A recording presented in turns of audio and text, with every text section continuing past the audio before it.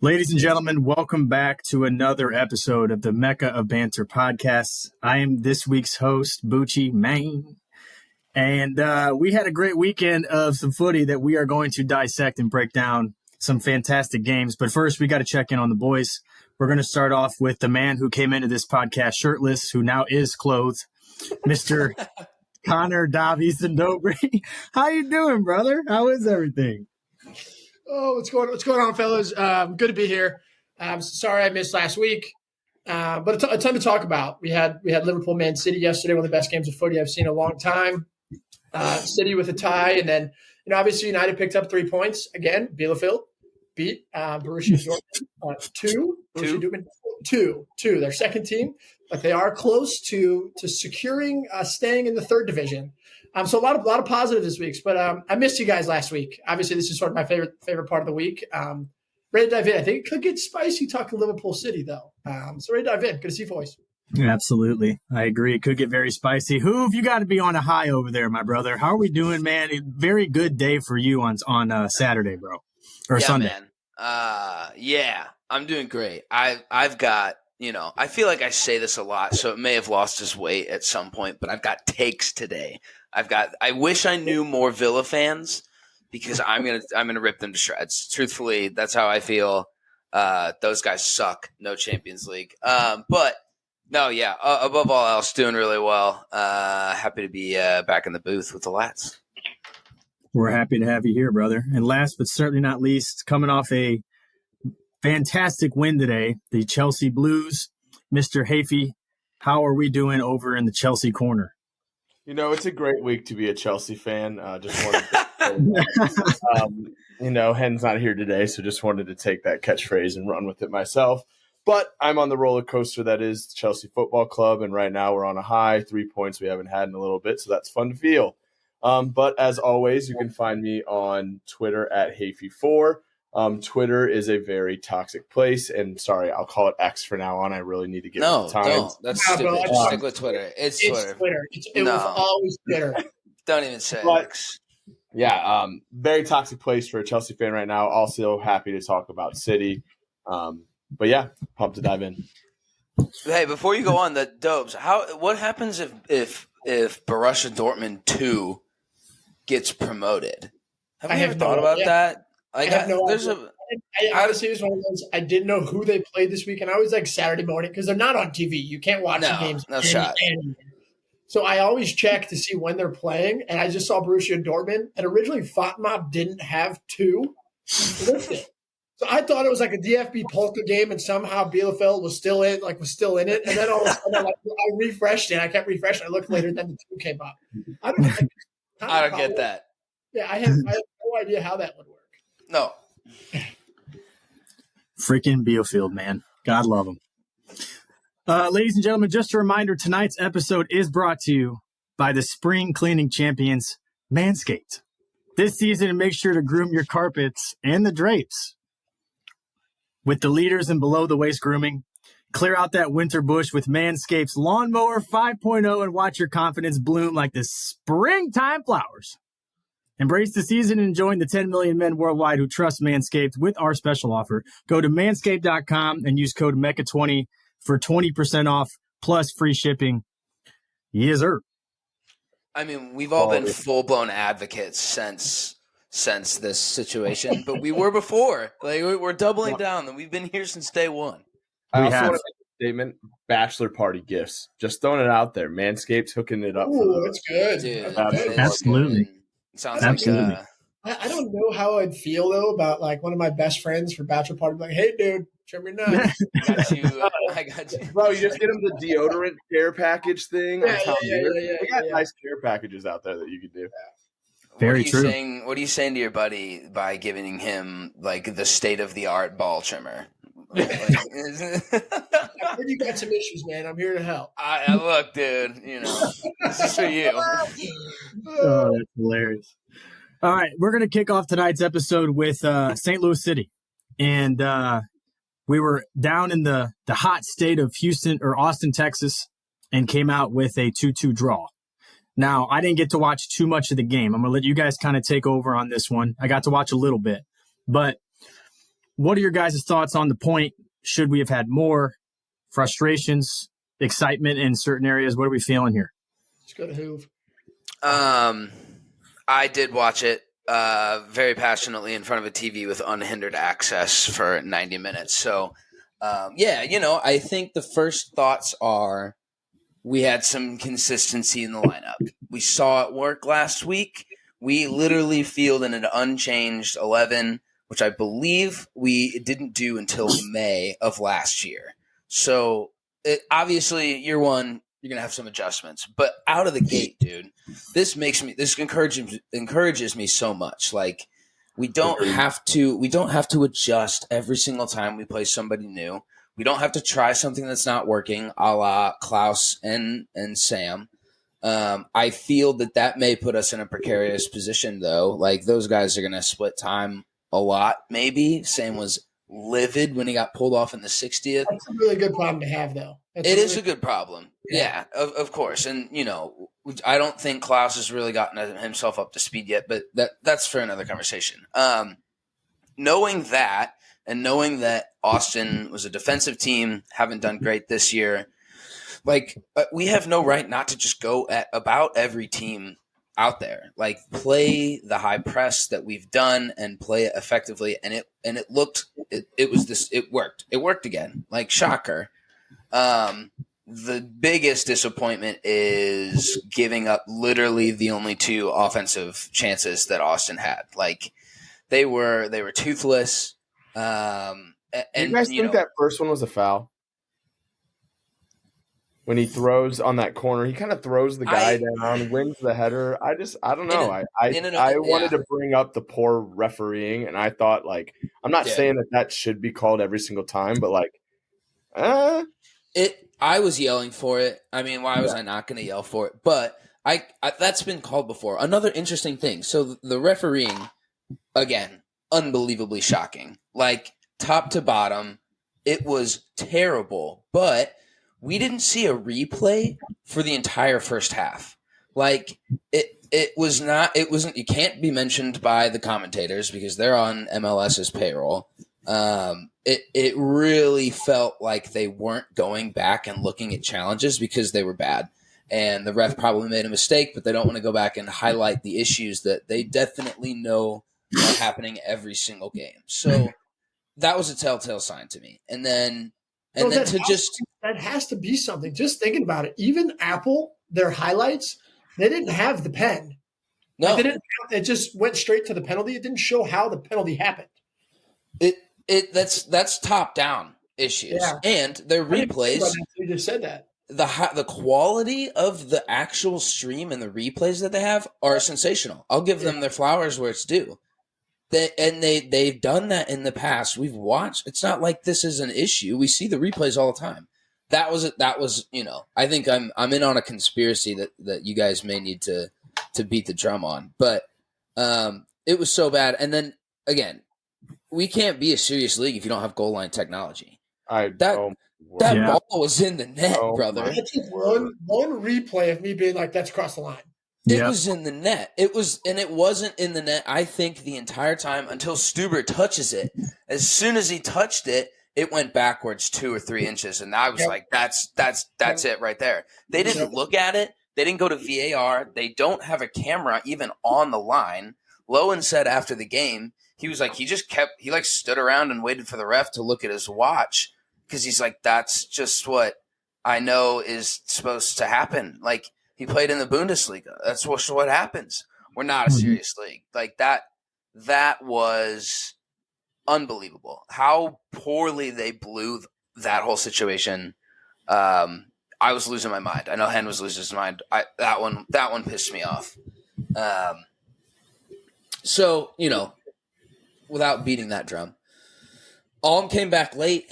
That was exciting. We've got him back on the pitch. And again, I think I said this a while ago, but he's going to feel like a new signing.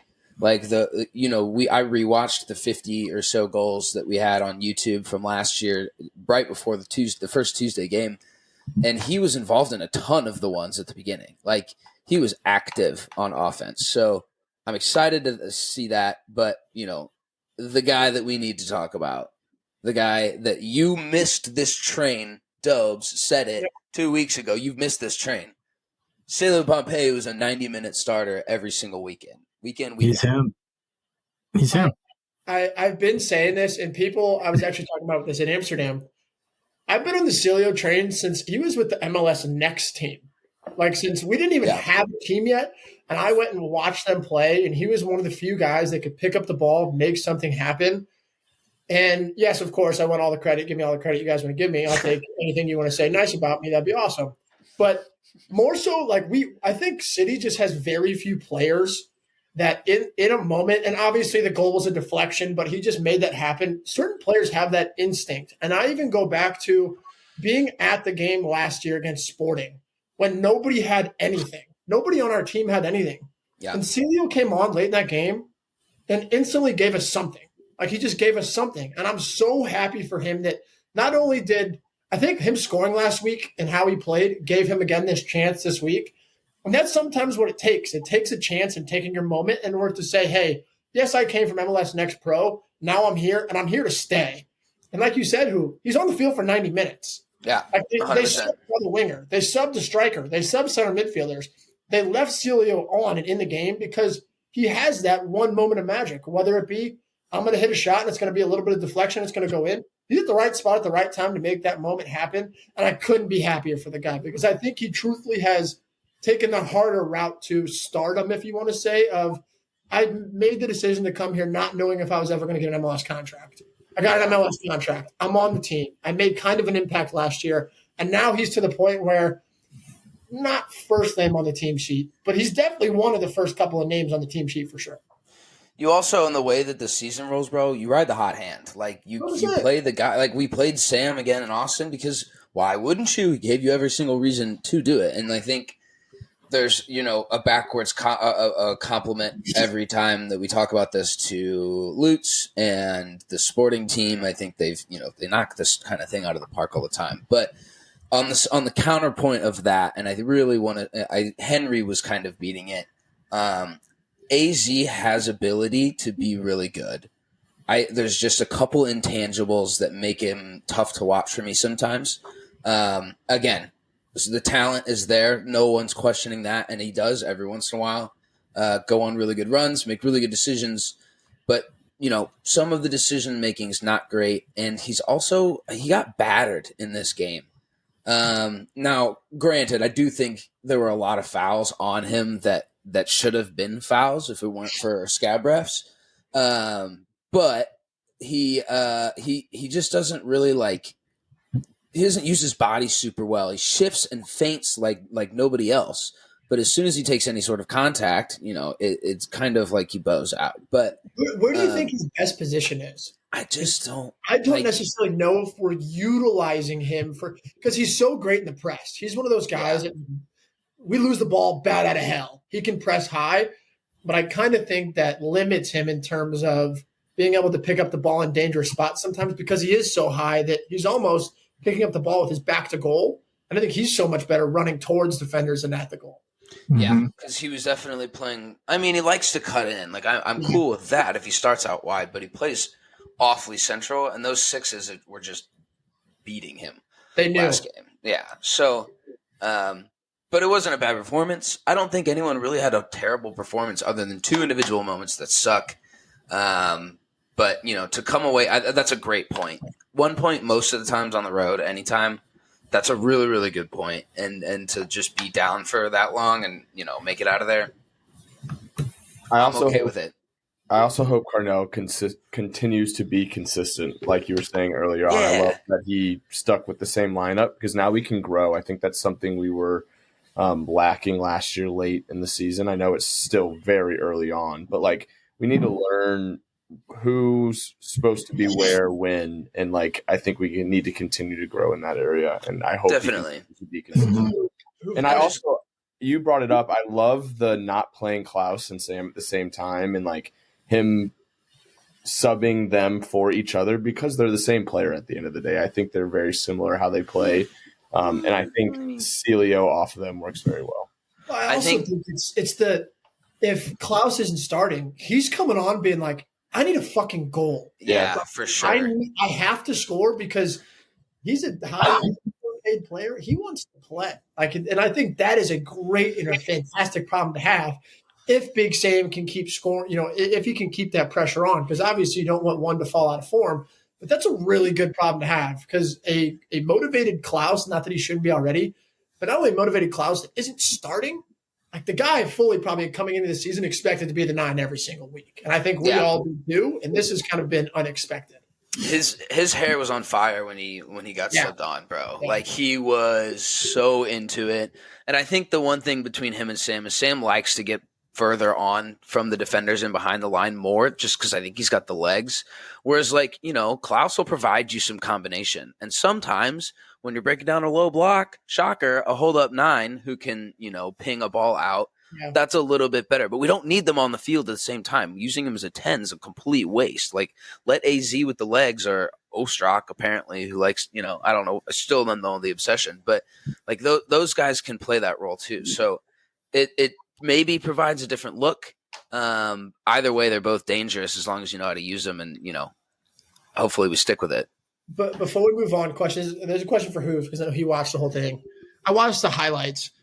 Obviously, we like the unchanged team, but is there anybody in your mind that you would switch? I'm looking at the lineup here. I like the Durkin low end double pivot a lot. Indy sometimes he's really kind of streaky when he's in the game and out of the game. I think he's proved himself this year a dangerous set piece taker.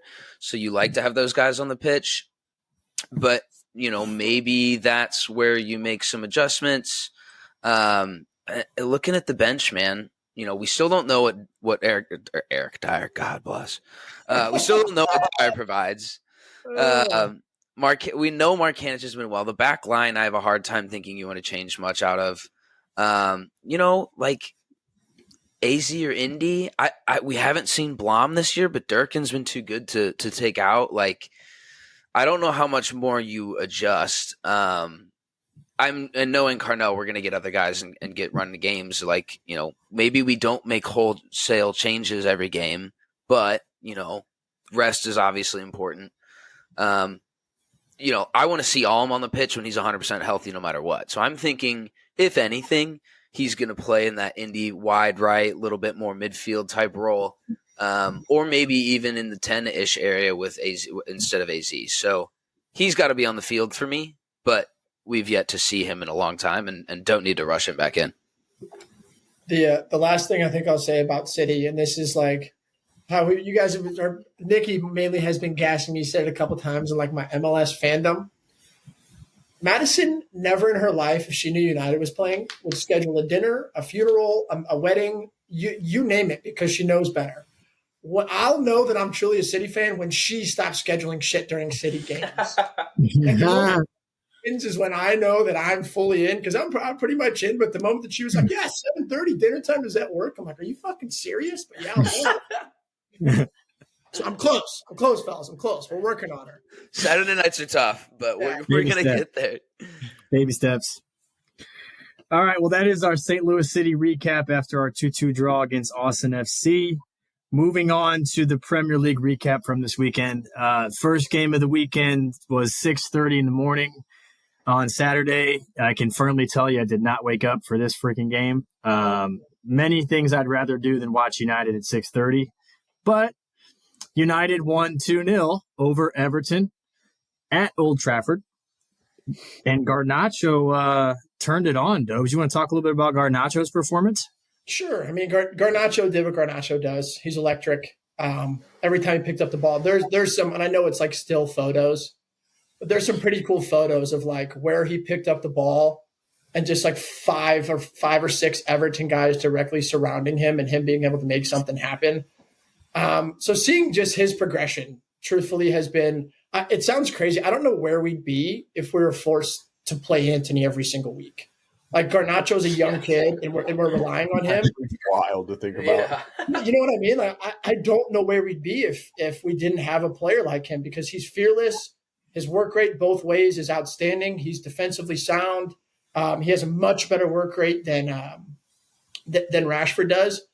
But overall with this game, it's just 3 points is 3 points. You know, we have one healthy wing back. I thought Onana was fantastic again. Johnny Evans was fantastic again. I know we were talking about Johnny Evans before this, but I can't say enough about this guy. Just him stepping in. And there's something for managers, and Butch kind of knows this being a coach as well, but there's something to say about guys who know exactly what you're going to get. Regardless, he's going to give you everything he has. He's sound on the ball. He made 4 or 5 great blocks.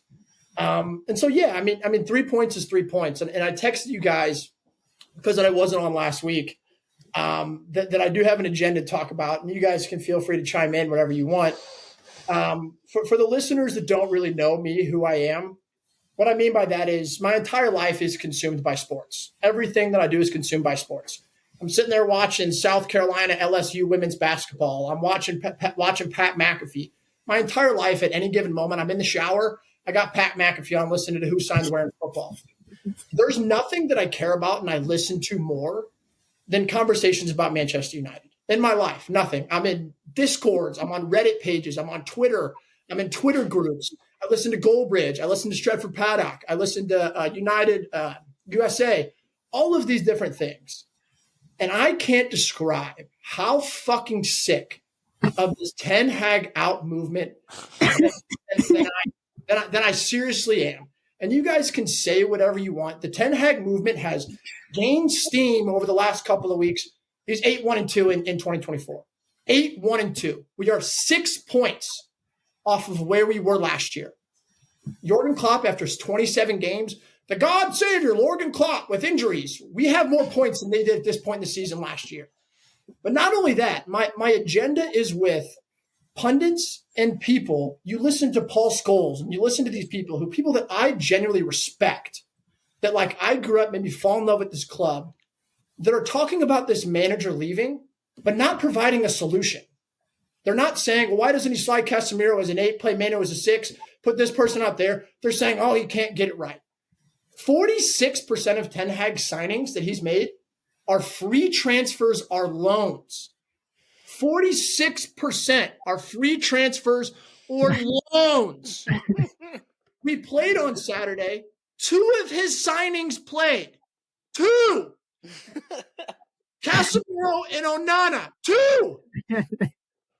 And there's people out here that have the audacity to sit there and be like, it's Ten Hag's fault. And by no means am I going to sit here and be like, he doesn't deserve blame for certain games, for certain subs, for certain tactical decisions that he's made, because every single manager in the world gets those things wrong. People say, why aren't we playing Ajax-style football? Well, let's just think about this real quick. Ajax has a youth system from the U6s to the first team that all play the same style of football. So the moment that somebody gets injured, let's call up somebody that knows exactly how we're going to play. United has none of that. We have absolutely none of that. And if you listen to the Ole interview this past week and how much that he sat there and talked shit is a bad word, but he didn't hold back on him wanting to sign players in and just how bringing players in and out works. He wanted Erling Haaland. Jude Bellingham was in the building with Sir Alex Ferguson, with all of these guys to potentially bring them. United didn't want to make offers. So my whole thing with Ten Hag is you cannot like him. I don't think there's a single manager that can come into Manchester United right now and succeed until we figure out the overall structure. I continuously say that I want to see performances on the field. That's more so because then I will know that we're progressing. Obviously, I want us to win. I'm happy with 2-0 at Everton at home, but there's no performance, which means we're not necessarily progressing from where we are last year. But the people that can sit there week in and week out, people in our group message, who I'm not going to name by name, although I should call out because of the whole Arteta clap thing, he's 2 years ahead of where they were. But the fact that people have the audacity to sit there and blame a manager for everything that he's had to deal with since he's been at the club is insane. Does he deserve some criticism? Of course. But the people that can sit there and say that he needs to leave the club are fucking brain dead. And the only reason I say that is because I sit there and I listen to every single forum. People talk about it all, what people's opinions are, what opinions I trust. Some I agree with, some I love. But that's what sports are. I understand that there's people that are going to be out there that disagree with me. That's the beauty of sports. People have different opinions. People see different things in different ways. People who truly know and understand United, another manager's not going to solve our fucking problems, fellas. Everybody that's listening, fucking Zidane's not going to solve our problems, fellas. He's not going to make Scott McTominay become God's gift to earth. He's not going to make Victor Lindelof become the best left back in the world. You know, he's not going to turn Harry Maguire into Prime Maldini. It doesn't happen that way. So I have it on my chest. I have to, because I've been sitting here for 2 weeks listening to us go 8-1-2 in 2024 with fucking dog shit of an 11. And people are sitting here being like, get him out of here. It's his fault. It's his fault. Fuck off. Bro, guys, I'm going to tell you something. There are things in life. There are things in life as males, people, that we look forward to, right? Women, tequila, a lot of things. One thing that I really look forward to. One thing that I really look forward to. One thing that I really look forward to is a Dobes rant. Okay? And we got it. And we're going to clip that shit, and we are going to be putting that all over socials, because that was actually really well said. I agree with what you said. I don't think there's another coach in the world who you could place with this squad, especially with some of your key players out, and still get results, and you're still top six in the league. Our entire lineup, besides Casemiro and Onana, was Ole, Van Gaal, and Jose Mourinho signings. And people are like, why can't we keep the ball? Why can't Scott McTominay put 2 passes together? Well, what the fuck else you want us to do? You want us to play Ferguson? Like, who do you want to put there? Seriously, you want to put Amrabat? He's a lone player. Who do you want to put there? Bro, that was one of the best rants I've ever heard in my life. I wasn't even going to say anything. I was just going to applaud you off. That was incredible. That was unbelievable.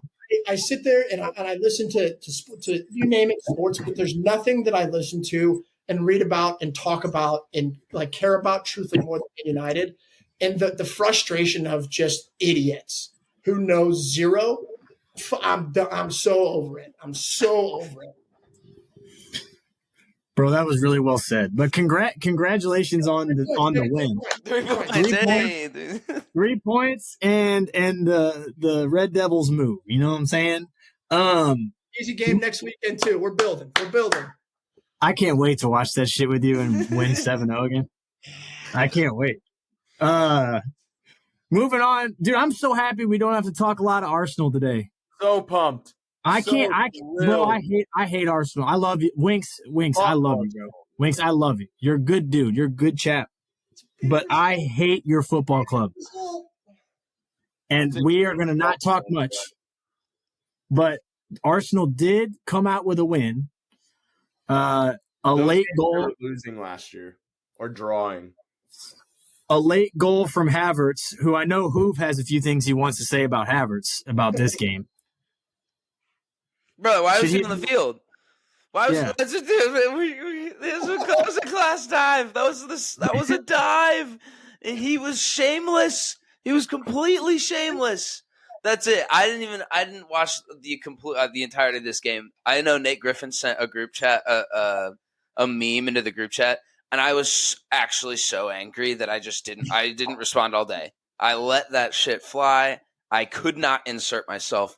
Or I was gonna get angry. I went to brunch with my girlfriend. It was amazing. I had a much better time. But he did send a meme of that of the SpongeBob I'm a head out meme, and it was hate watchers when Havertz tapped that in. I was like, that was literally me. I stood up, turned the TV off, walked outside the door. Dude, he shouldn't have been on the pitch. Shameless. He shouldn't have. Shameless behavior. And I want to throw this out that.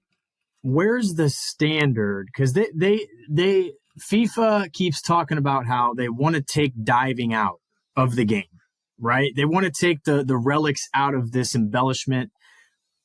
How the hell do you not give a yellow card for that with VAR and video with a dive so blatant? They can't review it. Can't review it. Can't review a yellow. I mean, bro.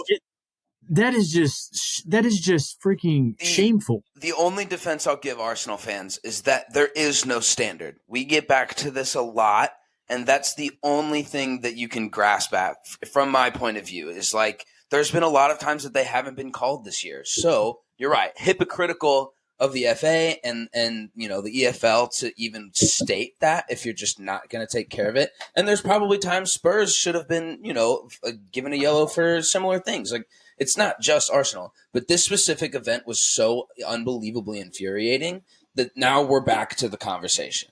Like there is no precedent.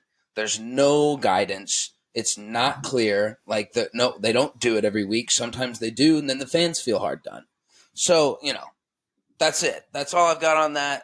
I was not. I think we're in a constant cycle. Or truthfully, because it's happened to Spurs, it's happened to United, it's happened to Chelsea, it's happened to Liverpool, and then for the week afterwards, the media, Arsenal fans, are like, "What are you talking about? It happens all the time." And then next week, it may happen. It's going to continuously happen. It's going to continuously happening.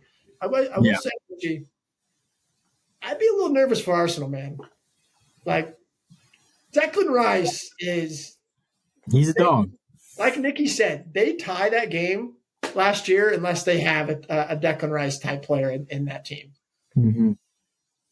No, you're not wrong. I mean, they're good. I just don't like them, bro. I don't like. I fucking hate them, but they're good. I just don't like the club. I'm just not a fan. Not a fan. Thus far in 2024, I think they've been great. I'll give them that. I'll give. You hear it? You hear it? I hear that. Hey, what you got? What you got in that cup, bro? That's the ice melting on the May bottle job, Labs. That's what it is. Don't you worry. All right. I promised our listeners Arsenal talk would be short and sweet. We're going to move on. Big win for Spurs, who are in that hunt for top 4.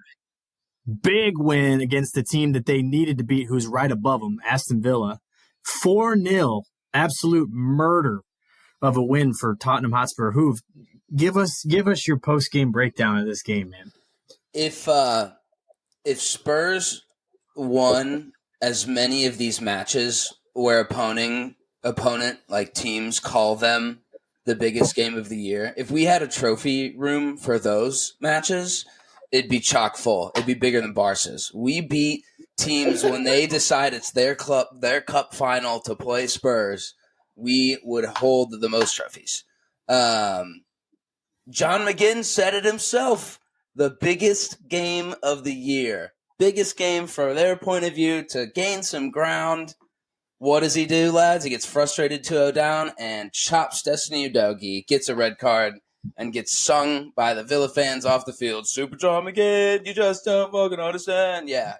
Fucking fuck off with that, pal.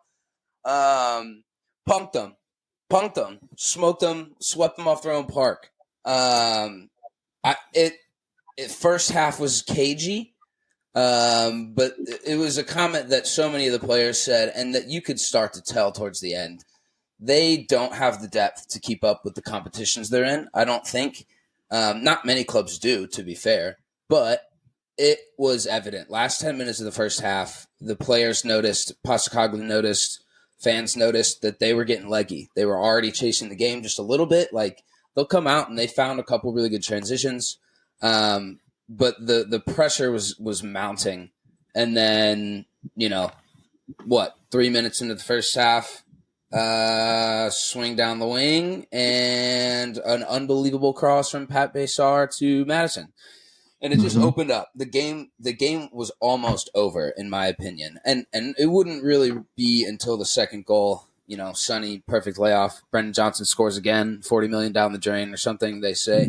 But then it was over. Like, the subs came on for Unai Emery, who was shaking in his boots. John McGinn loses his head, pops the top, gets sent off.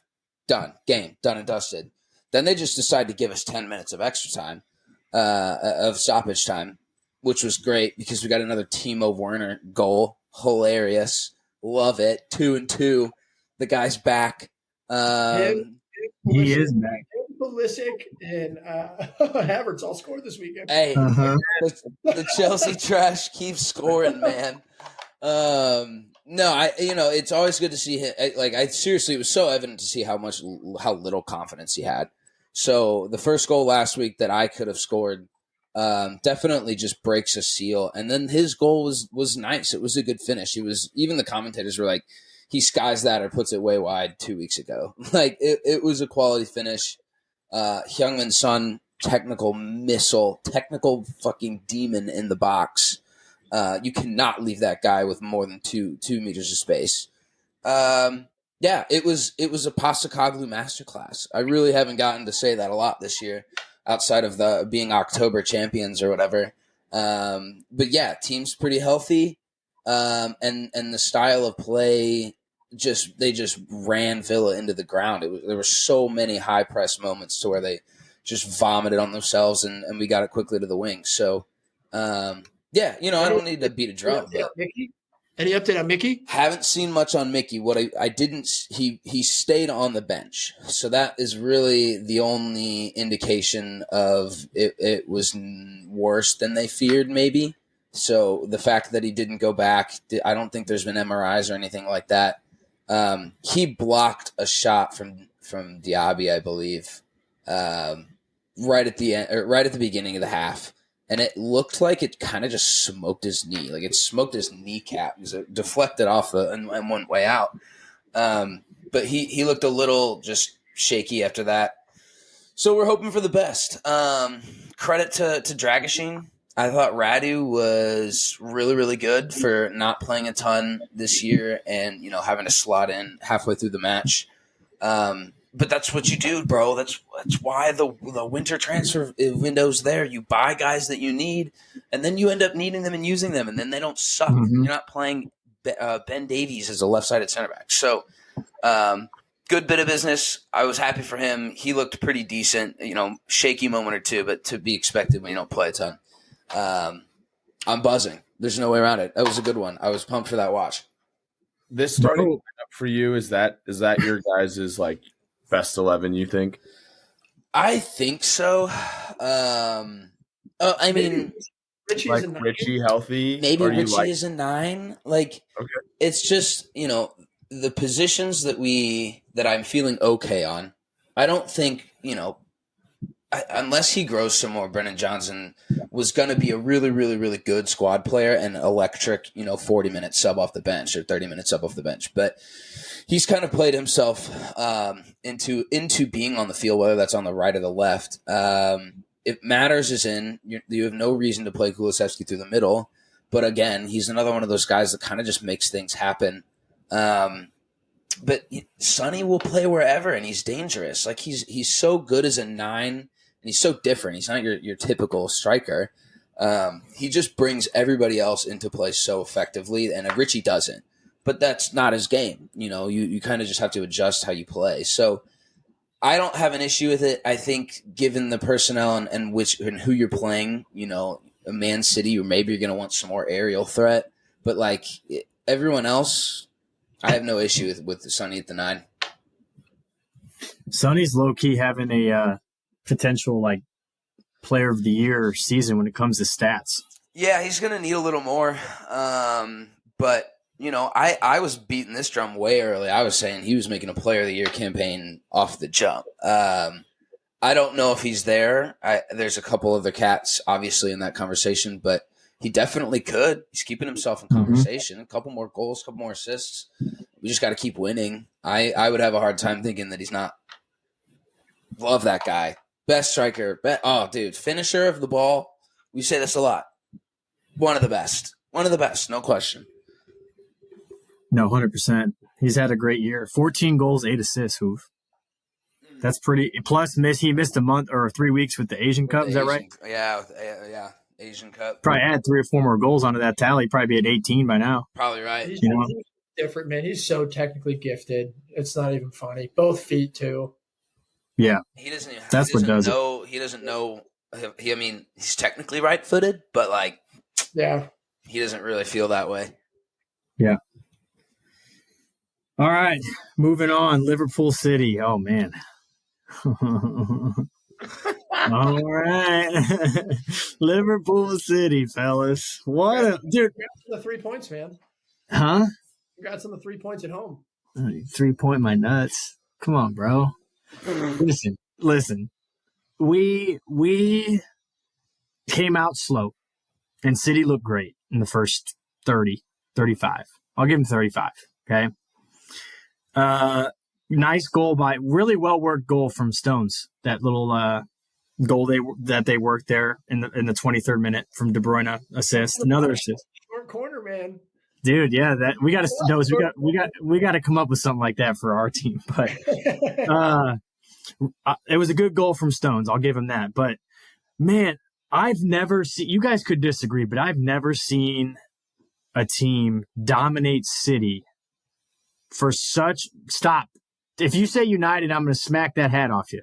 All I did the double over him. I'm going to smack you, bro. Dominated. Spurs did the double on them last year. They didn't score a goal from that stadium for years. Okay. Did they dominate the game? No. Did they dominate the game? When they had Harry Kane, yes. Does dominate get you like a 4th point or a 5th point? Or Bro, listen, I'm not Half talking point. about we didn't get 3 points. And I know you want to rub salt in the wound, okay? Liverpool was incredible for We the were- game. Bro, we were fantastic. Obviously, with a few really key players not playing. Dude, Luis Oh, Diaz stop. was a freak. Diaz, man. Freak. Bradley's a baller too. I can't believe he didn't score, though, bro. Oh. Bro. Both of those in the corner. The first time he did, he beat 2 guys, and then he did Walker. I'm talking all of Amsterdam was like, oh! It was gross, dude. Yeah, Diaz was on one. I thought Nunez was phenomenal when he was like his pressing, bro. His ability to just be in your face, making runs nonstop. I mean, obviously he won the pen. Terrible decision from Ederson to just come out and swing his boot. I mean, you got to be smarter than that if you're a goalie of that kind of caliber, right? But few things stuck out to me about this game. Here's my first take, okay? Every center back in the league of the Premier League should walk into their film room tomorrow, grab the remote, press the button, turn that shit on, and watch Virgil van Dijk play against City and learn and take notes. And that's the truth. Man's a baller. That is the truth. He was really good, especially on that one-on-one, with Haaland, where he let him run, let him get by him, and then let him also get to his strong foot and just shoot. Yeah. Woo! Sounded.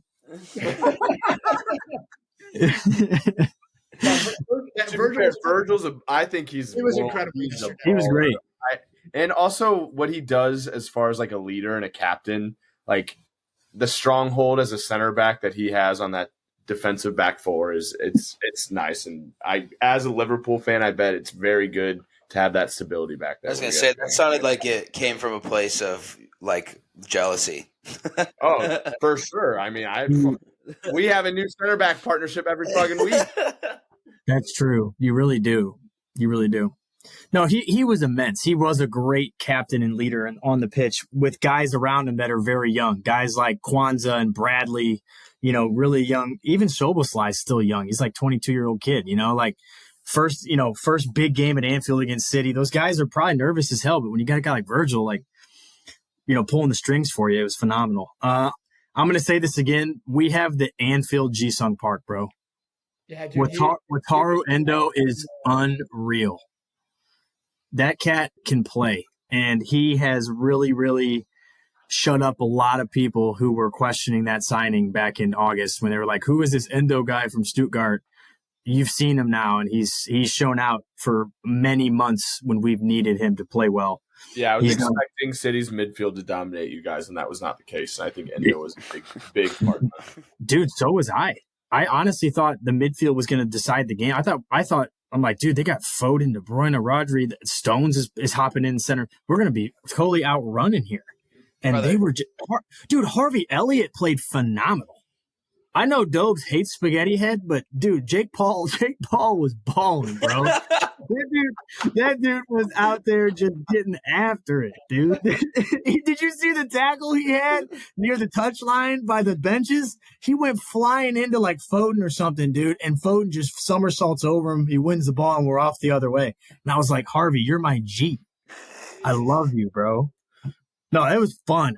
Dude, honestly, that was one of the games where I did not want the game to end. I just wanted to watch 90 more minutes. Even as a neutral, I mean, this is probably, I mean, if you want to call it like the second best Prem rivalry, like period of time, if you want to say, I guess you can call it a rivalry. Like, but this game, I watched this and I instantly was like, yep, United's decades off of looking like either of these teams are. Oh, 100% felt because it's just the level of football that was played. Like throughout the first 15, 20 minutes, City was dominating. And then when Liverpool finally got their press going, it was a press, but it was like City would all of a sudden win the ball back, put together 5 or 6 really quick passes. They're the best team in the world at that. But Liverpool's press was in tune and on it like that. Which there's very few teams that when City gets going, they're pinging the ball and they have their triangles and they have their angles, they have their shape. There's very few teams that are able to press them the way that they are. And Liverpool was making it like there was times City couldn't get out. Mm-mm. And you never see that with everybody. And then you even look at the second half. I think it's the first time that I've ever seen, and I know that Pep didn't come out and say it, but he took off Kevin De Bruyne, and that's like he was kind of playing for the top. Dude. Because he came out and said that De Bruyne didn't have the legs to press and what they needed, so they brought on Kovacic. We haven't seen that from a Pep Guardiola Man City. Mm-mm. I do think it's just him saying we'll take a point and we'll make up our points against like other teams later on. But the way that City was rattled for that entire second half, we haven't seen them like that. Maybe ever. KDB was pissed too, Yeah. bro. I'd be pissed too, bro. Yeah. I also think Ederson shows a little bit of him not being on the pitch when it comes to possession out of the back for them. Like I think He's out the of press most now, Liverpool too. was able to work because Ederson was not in late. That Yeah. little tackle, they just said he was out 4 weeks. Yep. I will say Ortega made some big saves, bro. Bro, I mean, to come in cold like that and make some saves, bro. as respect. a straight up shot blocker, I don't remember, it was an FA Cup match, I think. And I was texting Dobes and Hen, and you know, I thought Ederson was in. It was a big match. I don't really remember who it was. I was like, holy shit, Ederson, that was an insane save. And you go, bro, that was Ortega. I was like, no fucking way, dude. No, I completely agree. Like, as a backup, he may not obviously provide what Ederson does because he's one of the only keepers in the world that can do that. But, like, shot stopping, that guy's a freaking dog, bro. He is, bro. He is a dog. And but what a game, man. Like, yes, it sucks. It sucks not getting 3 points, bro. But mark my words right now, I'm just going to go out and say it. I hope I don't jinx it. I'm going to knock on some wood. This might end up being the best title race of our lifetime that we will watch. When it's this close with 10 games left, it might be pretty insane. I could see some Aguero shit happening at Anfield on the last day. Championship Sunday. Championship Sunday's going to rip. Yes. Darwin's going to win us the title. Watch. He's going to put one H. Gouda, top cheddar, and then we're going to win it in the 92nd minute. Of the clouds? Finish third. I'm just messing. But what a great game. We got to talk about the red card. We have to talk about the red card. Bro. Or the penalty, excuse me. I was gonna say there wasn't a red. I didn't want to bring up the penalty because I've been reading shit on Twitter and I'm like, I think if you get studs to the chest, I don't care if you got a little, like he didn't get a lot of ball, he got a little bit of ball. If you get little ball, studs to the chest, you gotta give a PK. I mean, I wish Klopp would have said that instead of being like, if you've watched football and you have a brain, that's a penalty. You know, like, dude, Dobes, imagine. Sounds about you guys. Brother, it happened last week when Ederson went 2 feet studs up into Garnacho, but he barely, and that should have been a foul. I mean, not all ball. But you can't, dude. Here's the thing. Here's the difference for me, though. Like, differently in the box, it always will be, and it always should be, man. Yep, bro. This one was just different, though. Like the dude's foot was almost at his face, and he's like putting his studs. He's putting his foot this way towards his face, and it connects right here. It was like 6'4" here. McAllister's a tiny dude. I mean, Doku's kind of tiny too. They're both tiny.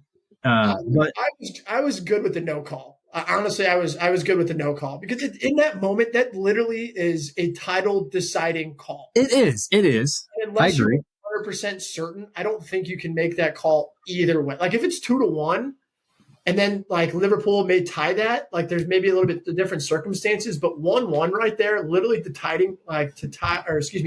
a title deciding pen to like go back to top of the table. I'm happy with the no call. I get the frustration, but that's also been consistently not called the entire year. Yeah. No, I see where you're coming from. It's a double-edged sword. You know what I'm saying?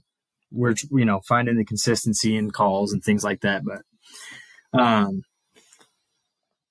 for those of you who are listening right now, the title race is within a point of 3 teams. Arsenal's top of the league, Liverpool 1 point behind them, and City 1 point behind Liverpool. So strap your seatbelts because it's about to be freaking like the Mr. Freeze at Six Flags up in this John. You know what I'm saying? It's going to be lit. All right. So moving on to the last game of the weekend, which was today, Monday, March 11th, Chelsea with a 3-2 win over Newcastle, 2 managers who are fighting for their jobs. And Nick, big win for you guys. Give me your thoughts here. What do we got? Boys, I just wanted to start this off with a shout out to you guys for letting me come onto this podcast and talk about 11th place Chelsea every week. So shout out to you guys. You guys are talking about title races, and my club is nowhere near that. So podcast started with Sean in Southampton, man. That's fact. Hilarious. But like Butchie said, definitely think Poach's job was on the line. And if you were checking Chelsea Twitter, that was very apparent. People were pretty much calling for his job before the game even started. But if we didn't come away with 3 points, I definitely think there was a possibility that he would not be our manager moving forward. 3 points is 3 points. I'll say that to start it off. I'm very happy with 3 points, especially as a Chelsea fan of late. Those don't come every weekend, so I'm very happy that we got points. But Pochettino starting Sterling makes absolutely no sense to me. He consistently proves that he is a detriment to our team and doesn't really provide anything moving forward for us. He missed 2 sitters. And the moment Mudryk comes on the field, he provides an impact into the game and scores us a goal. So I wouldn't be surprised if he doesn't start next game because every time Mudryk scores, Poach doesn't play him the next game. So for some reason, maybe Sterling has – I've said this before, but maybe has blackmail. Like I'm dead serious about that because for some reason he continues to get in the starting lineup. He's got to be because he's one of the older players. Like in my point of view, we don't play Silva anymore. We don't play Thiago that much anymore. Some experience is probably what he's looking for. Yeah, I agree with that, but consistently, like I don't know if you guys watched the game, but like every time he had the ball, it was either a turnover or some dissolvement in the possession that we had with the ball. That one where he was like 1-on-1 and the ball like rolled over his head. God. That was hysterical. You want to talk about still pictures, Dobes, earlier? Like, I've seen 8 still pictures of Sterling with, like, 3v1, 3v2, 3v0, like, him and the goalie, and literally every single time he takes it himself and doesn't pass it to the wide-open person. He's one of the most selfish players on the field. So that one still, I don't understand. I will say I love Poach's sub of bringing Sterling off. I thought it was very obvious they shouldn't have been on the pitch. And when Mudryk came on, he immediately had an impact. I thought his goal was a fantastic finish and something we've been looking for him to do for a very long time. I also, I think who said it? I don't know if I saw it as much throughout the team that they were playing for the manager's job, but I definitely saw it in Mudryk. Not only was he playing for the manager's job, but I think for his starting role as well, because I think the moment he came on, absolutely, the moment he came on, he provided a great start. The other one I want to give credit to is Palmer. Had another great performance. I will say, I wish he was more effective for a full 90. I think he kind of took over in the game later in the game, which I wish he could do for a longer spell of time.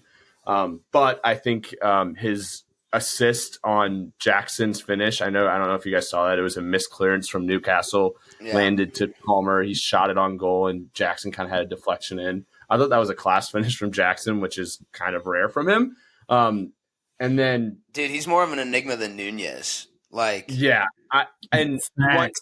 you want me to be completely honest with you? I was talking to Anthony Russo, another Chelsea guy, last weekend. I'm okay with Jackson playing as our 9 right now because the 9 at Chelsea is such a whoever plays there kind of goes and becomes a ghost. And like of all the players, I want him to be the biggest ghost. So like I'm okay with him being 9 because he'll then get Palmer his head on a ball. Right wing. Yeah.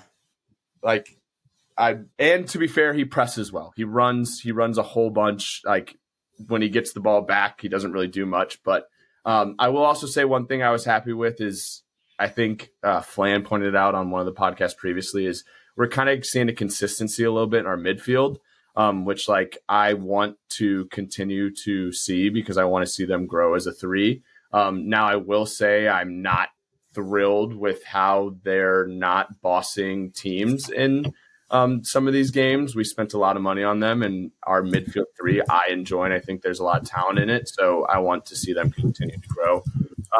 But besides that, 3 points is 3 points. I thought both of the finishes from Newcastle, I don't know if you guys saw them, were worldy. Isak had an incredible quick touch banger on the outside. And then, what was it, Jordan or whatever his name is? Murphy, dude. That was an absolute piss missile. Hit a piss missile. But I also insane. It goes back to the inconsistency on the defensive side. We had Kukurea back in the lineup and Chalobah, and I don't know what's going on. It's something I talk about when we talk about St. Louis City. If we continue to throw different lineups back there, it's hard for them to gain trust with each other, knowing where everyone's at. And I hope we figure that out, and hopefully some of our players come back healthy. Dude, it was a big game atmosphere like that, and that's what I like. It was so interesting for me to see that, and it felt like everyone just so desperately needed 3 points just to fucking relax, like that. It was on a knife's edge. Like it was a big game atmosphere. It was electric. The Chelsea guys honestly looked up for it, and if Mudryk doesn't play the next game, he looked effective. Like even if he's not necessarily gonna, put all of his chances away, he just was fast and ready to go at dudes. So I that's probably something you guys have been lacking. But also, you mentioned it earlier. If Nico Jackson has scored 80% of some of the chances he's had, I don't know if you guys are talking about 11th place. It's obviously not. They're few and far between. They're not. It doesn't happen often enough as a team point of view. But just there were so many times, even today, dude. I saw him get a ball on a break, and I just started chuckling. I just was I know someone's gonna catch him, or I know it was comical to me. When I was thinking about it when you've been talking about Son and his finishing, when I see Sterling or Jackson in on goal, I'm like, oh, that's not going to be anything. This isn't. Yeah, passing the other team, it's going to go the other way. And again, I've watched very few Chelsea this year, but I think it's with any player. Nico needs a Sam Adeniran, if that makes sense. He doesn't necessarily have another 9 behind him who's going to challenge him. Yeah. You go competition wise, I get what you're saying. You go into every single week being like, I'm the 9. Yeah. I'm the 9. No, that's what I'm saying with what I was trying to say earlier. I'm happy to put him there right now because we don't have anyone else, and it's kind of a wasted position with how we play right now. That's never a mentality you want from a 9, a guy that knows he's going to be there. You want a guy that's I have to score, I have to perform. And right now, because there literally isn't, unless you do the Cole Palmer false 9 shit again. He's the guy I don't like because I think he ghosts when he's a 9. Yeah, it's like Højlund. It's like Højlund. He's the guy. We have nobody else to put there. Either you score or we don't win. I will say Jackson does have 9 goals though, so he does miss a lot of chances, but he has 9 goals. 3 of them against a 9-man Spurs. I would like to throw an asterisk in there. Thank you. Cole Palmer with 11 though. Oh man! Well, big win for you, Nikki. Congrats on the dub. It's always a good day when you get 3 points. Makes you sleep better at night. Mentals. Mm-hmm. Check on your Chelsea fans, boys. Hey, man, you're doing good today. I love to see it. Yes. Real quick, we're going to briefly skim over these Champions League games this week. We've got some tasty Champions League games to watch, bro. Arsenal, Porto, Barcelona, Napoli, Atletico Madrid, Inter Milan, Dortmund, PSV. It's hard, bro. First of all, Winks, when you listen to this tomorrow, you heard it right now. You're getting your ass knocked out. Oh, I was about to say, I think there's a lot of confidence around them and around You that. get knocked out. I think they may get knocked out by Porto. If you haven't looked, Porto in their last 2 fixtures have scored 8 goals and let up none. You're kidding. You're getting knocked out. You heard it first. I was just looking up how to say "come on, Porto" in Portuguese. It's just "Vamos la Porta." Vamos la Porta.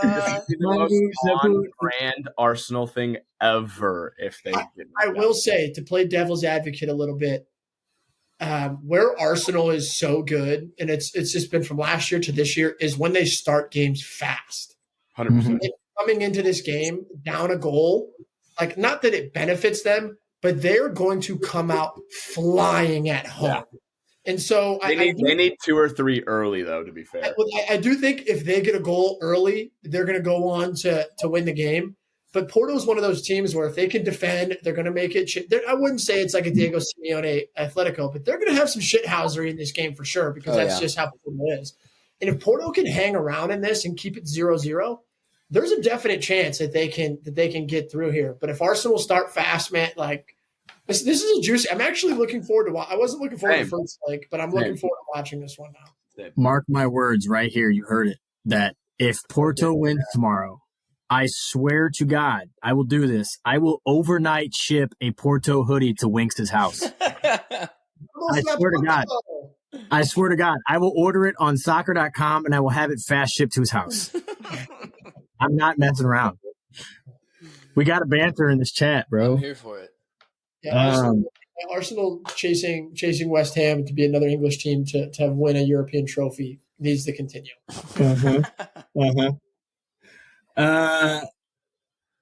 And I think Inter Milan, by the way, guys, I know they're playing Atletico Madrid and they're already up, but I think Inter Milan might be going back to the Champions League final. Have you seen how they've been playing, bro? They're so good, dude. I beat this for a few weeks. They're sick. They're a lot of fun insane. To watch. They're insane. Like they're one of the hardest places and one of the hardest difficult situations that you're going to see in the Champions League is going 1 goal in at Atletico Madrid. Though, to be fair, the Metropolitano is going to be an insane place to play. But I think if they get through this stage, I don't know who else we got to take them on. 100%. Is Griezmann still out? Griezmann's not back yet. He should be back like in the next week because he sprained his ankle a month ago. But if Griezmann plays tomorrow, if he's back, you got to hold that into account, But some great games. Tune in on Paramount Plus. Watch some Champions League this week. Take a break from the workday. Go make little cappuccinos. Paramount Plus. Yeah, shout out Paramount Plus. Free advertising. Hit us up. Appetite Valley. All right, boys. It's been a hot minute. Real quick, little factor cap joint. You guys ready to roll? Little factor cap joint to finish off the episode. And I'm going to shout out Nathaniel Griffin, our good friend, our good pal Griff, who honestly just annoyed the shit out of me the other day when he was texting me and Dobes in our little COD group chat. And he said that Bukayo Saka, I'm tired of hearing Bukayo Saka, right? So I said Phil Foden is the greatest English talent in the world and has the highest superstar ceiling of any English player in the world right now. Do you think that is a fact or a cap? Fact. And I want you, and you got to think there's guys like Jude, there's guys like Saka.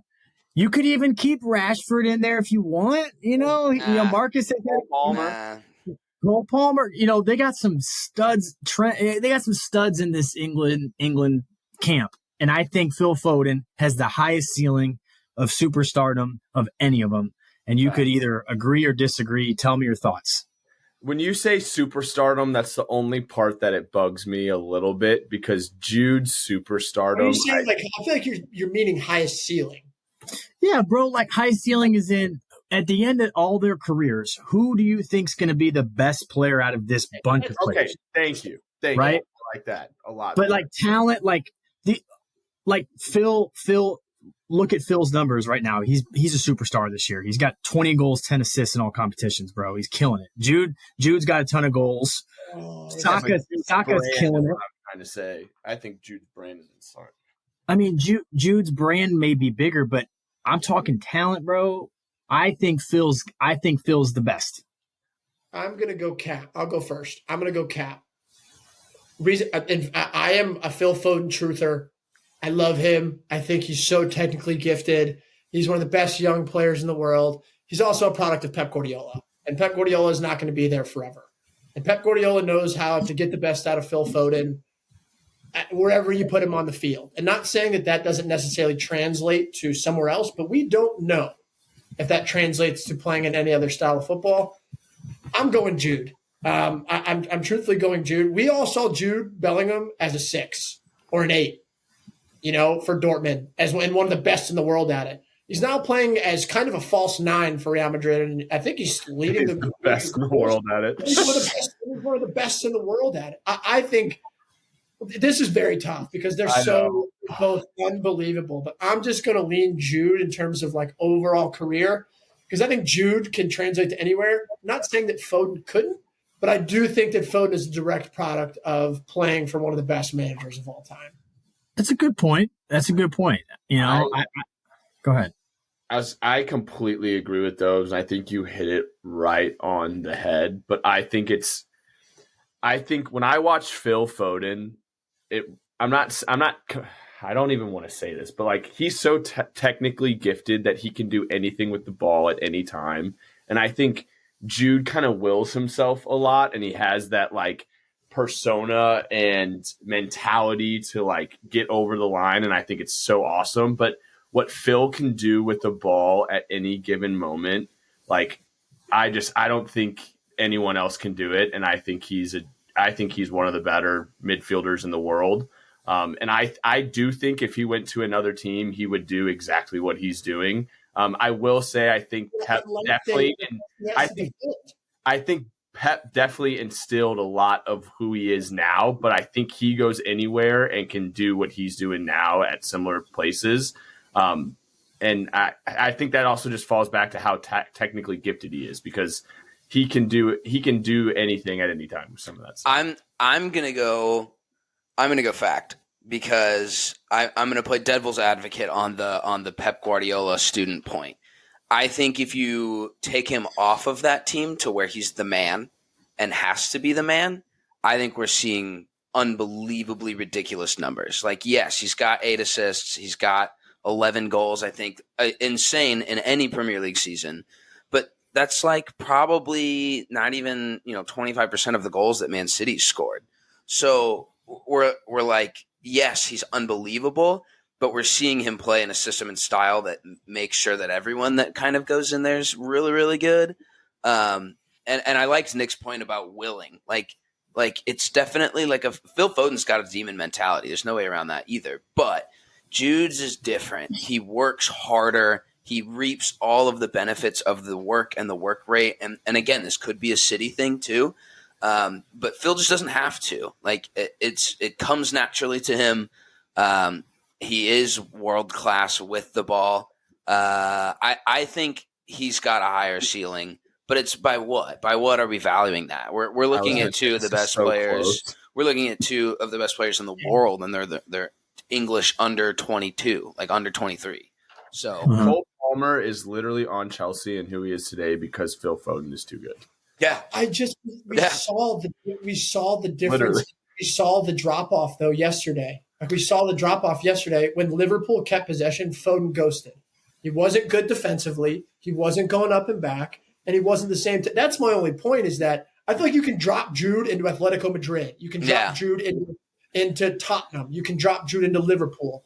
Like Foden, we only know Foden when they have 75% ball possession. He's picking up the ball wide when he can go 1v1. He's doing 1-2 passes with Kevin De Bruyne, and he's crossing the ball to Erling Haaland. Like that's my only thing is that I feel like Jude you can drop in anywhere, and it is kind of like Hoover said, it's like a small percentage of goals. But like when City don't have the ball, he's 100% not as effective. And I do think that's kind of the only. Yeah. He doesn't do anything defensively. I mean, You're right. He hasn't had to. He's what, 22? He's But never had to. I've seen him put in some tackles too and get I've seen a ball back. Rashford putting tackles too. He's shit defensively. I wouldn't compare those two. What an argument, Butchie. That was a good one. Yeah, that was. Dude, you guys killed that. And I think that it's a really hard call between those two. And I think we can all agree that Saka's not in that top two. So Griff, when you listen to this tomorrow, No. He's number. Bukayo I think Saka. he's a clear 3, and I think that should be something that you can accept. I think 1A, 1B, 2. 1A, 1B, flip flop 2. I'm sorry, bro, but Saka just, I would argue Cole Palmer and Saka. Oh, get out of here! Get out of here! no, that was a fun one. You guys killed that, man. You're gonna hear about that Saka take. Yeah, I'm gonna get a text from Griff tomorrow, bro. You ain't gonna be happy. Notice we didn't mention him until Butchie brought it up at the end. Huh? So notice we didn't even mention Saka. It wouldn't have been the conversation if you didn't even mention. Yeah, if you didn't even say his name, we would have been like, "Oh, Jude or Phil." With what we're saying, England should win the fucking Euros. Very true. Won't though. Very true. Yeah, I think this Euro 2024 this summer, when we're all kicking back watching, like England is the team. I think where you look at it on paper and you're like, this team, if it clicks, which I don't think it will because Southgate's a clown. I was about to say, if it clicks talent wise, they should win the tournament. I genuinely believe they should win the tournament. But Harry Kane scored 45 goals, scored 80 goals this year.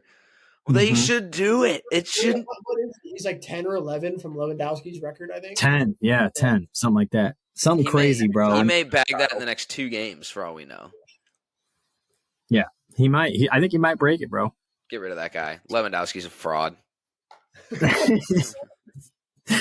Hey, guys, we appreciate you listening to this week's episode. As always, we're just some bruvs being blokes, lads being chaps, just having fun, talking the game of footy. We appreciate our listeners sticking with us for this long episode. We hope you enjoyed it. We will see you next week, next Monday night when we record, next Tuesday when we release. As always, catch us on the social medias, TikTok, Instagram, Twitter. We're blowing it up. Peace and love. Appreciate y'all, man. Manscaped. Yeah, man. Shout out Manscaped. Phew.